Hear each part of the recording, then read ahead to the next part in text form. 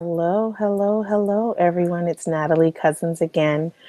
Today, I wanted to discuss procrastination. It has been a topic of discussion for the last couple of months with majority of the clients that I speak to. So I wanted to cover 7 particular topics or tips that I feel can help sort of break procrastination. And while there are common causes and reasons for procrastination, there are even more cures. So there are 21 that I've kind of worked with in the past, but I'm only going to give you 7 today. Um, and out of these 7, you can pick any one of them, use the ideas or strategies to sort of help you so that your day can be more progressive. So the first one is to banish guilt. So if you've been a procrastinator since childhood, it may have been made worse by overly authoritative parents or teachers, aunts, uncles, just depending on what your home environment was. And procrastination can also be a type of avoidance behavior. So where those who feel powerless take back personal power, and the only way they know how to do that is to procrastinate on tasks that they are ordered to do. So you'll see that this will fall in areas of work. It will even happen if you're in post-secondary education right now. An assignment is given to you, and depending on your history of childhood, it affects you, and you don't want to turn in an assignment on time. And it's so funny, like I can talk about, I was just having this discussion with my mother Sunday, just basically saying that, growing up on Saturdays before we could watch, Gem and the Holograms or Transformers, we had to clean the house, do laundry, do all these things before we could even press the power button on the TV. Whereas for me on Saturdays now, I'm trying to instill those same things in my kids. But for the longest time as an adult, my Saturdays were kind of sleeping in, getting up, going to the hair salon, getting my hair and my nails done, things like that. So I do believe that your childhood affects some of your behavior, and procrastination is definitely along the lines of one of the key issues that we basically all face. So along with avoidance-based procrastination, unfortunately, goes offshoot. It can be guilt and shame, whether we hear voices of those authority figures telling us that we blew it again, we can't be depended on, even all or nothing statements like you're a complete failure. Those things have a tremendous effect on you as an adult. If these were things that you heard growing up as a child, or if these are things that you heard in school from your peers or even your teacher. Usually, these things are compared to sibling or neighborhood examples. And long after we've grown up and supposedly left all our childhood voices behind, these are the behaviors. Procrastination is definitely still one of the things that's affected. Guilt or shame have no place in working on becoming the person that we were born to be. One of the good doses of shaming, especially from ourselves, and we're likely to revert back to our defensive, truly master the mental equivalent of curling up in a fetal ball in a darkened room, procrastinate. So what it is there are some people that I know are suffering from bipolar, but when you do speak to them and just ask them, what are the voices that you hear? What are the things that take you back to that dark place? It's things that were said to them, things that they had kind of gone through as a child, and it resonates with them and takes them to a place of depression.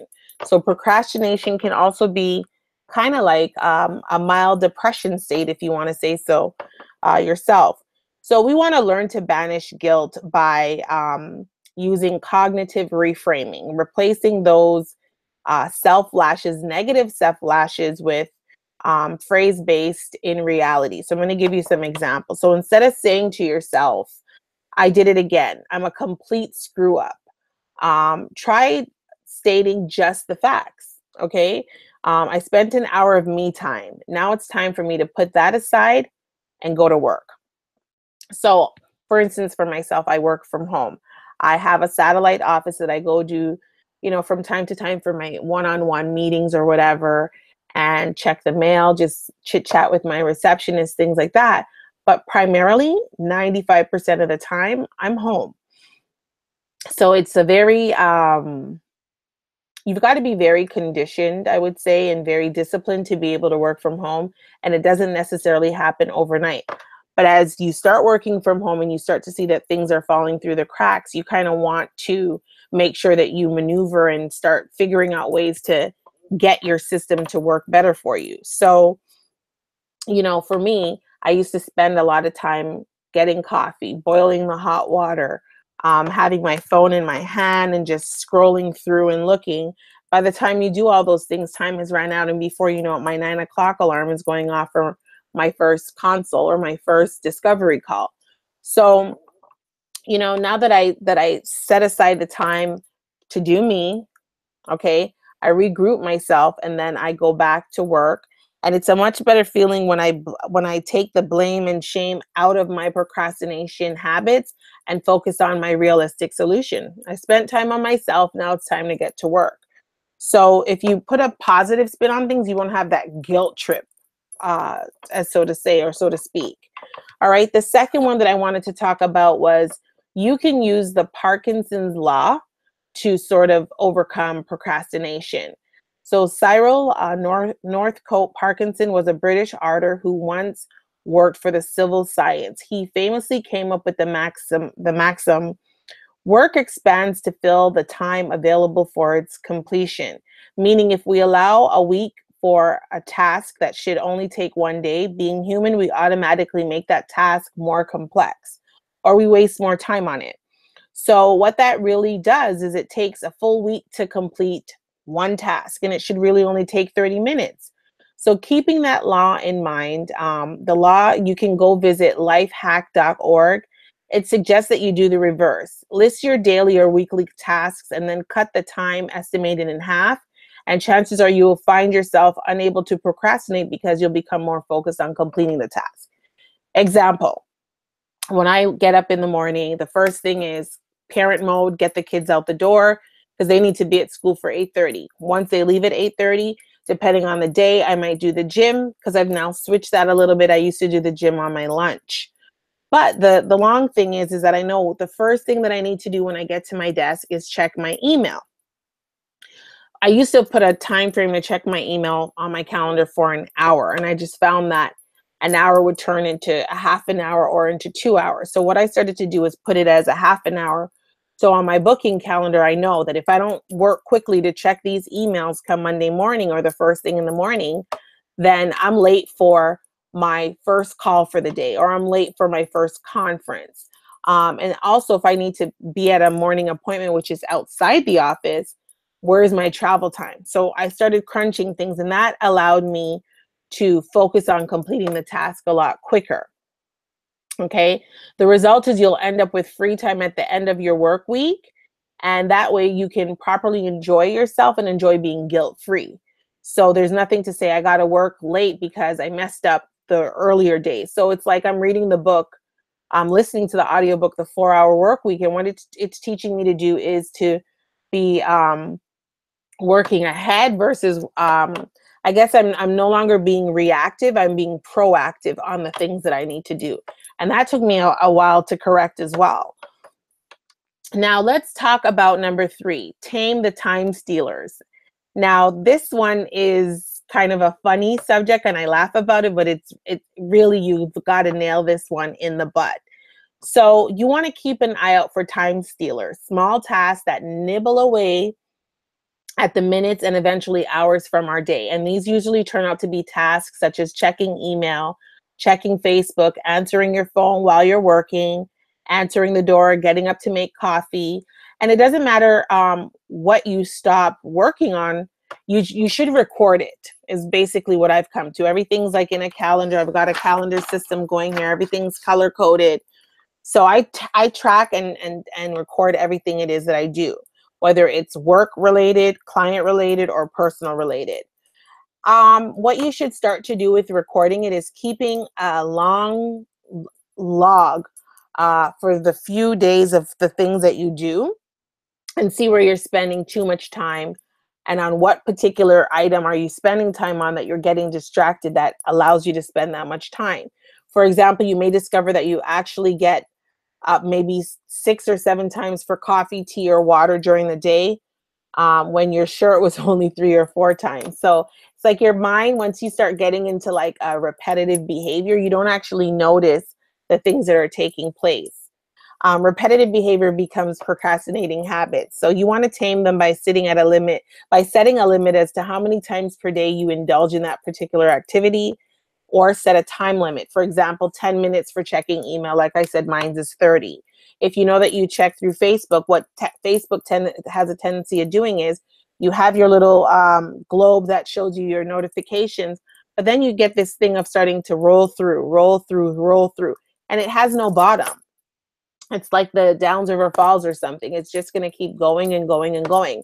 So you want to make sure that you tame that and allow yourself to not be doing that. So if you are going to do your social media checks just for messages or anything like that, for likes and engagement, set a time limit for it. Okay.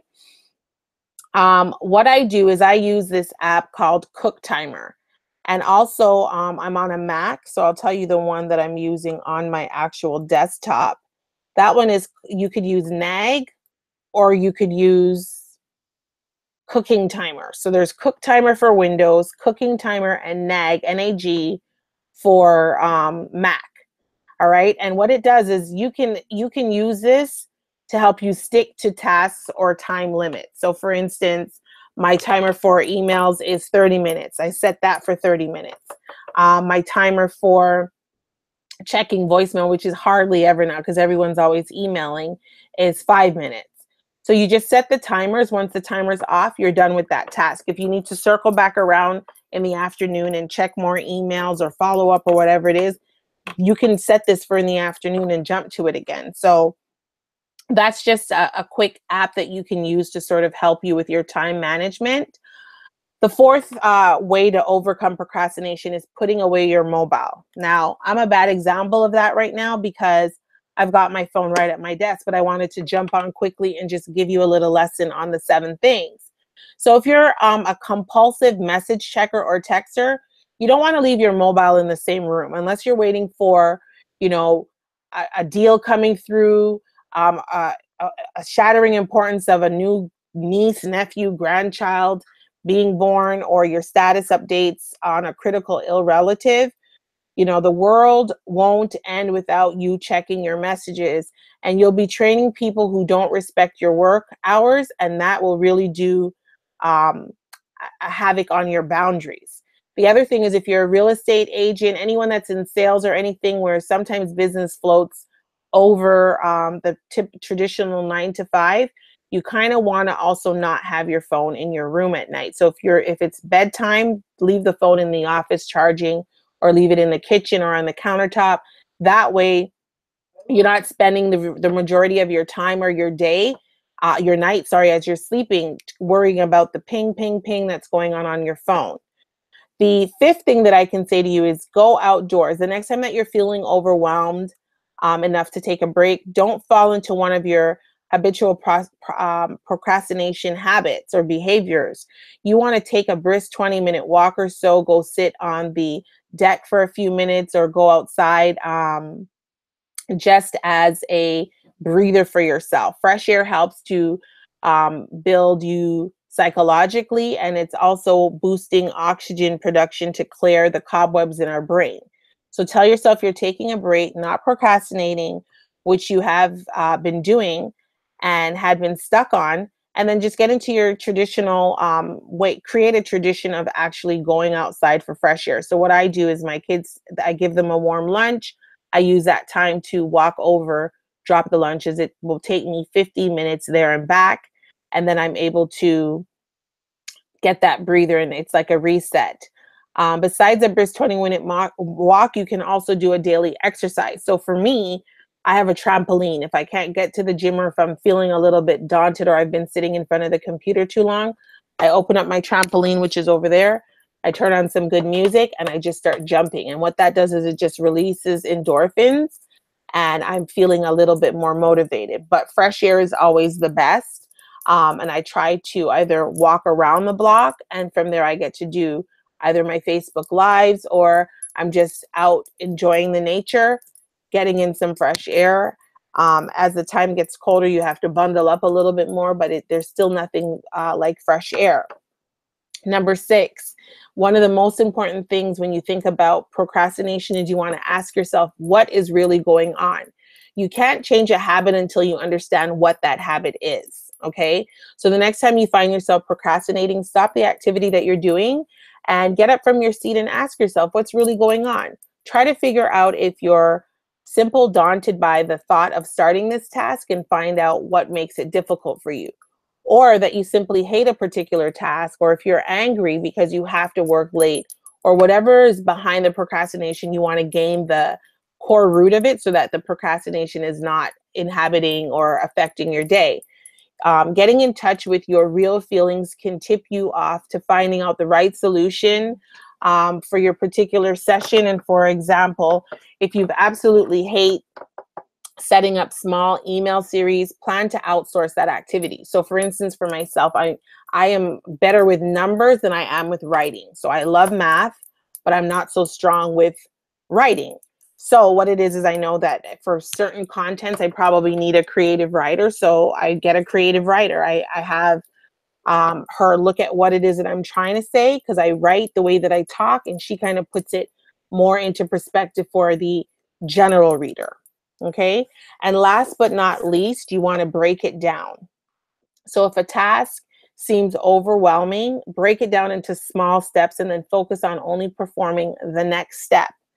Okay. And what that basically means is you are looking at say it takes you 7 steps to writing out this email campaign that you've got to do, and you need your intro, you need your outro, whatever it is that you need. You want to break it down in steps and then just take it step by step by step.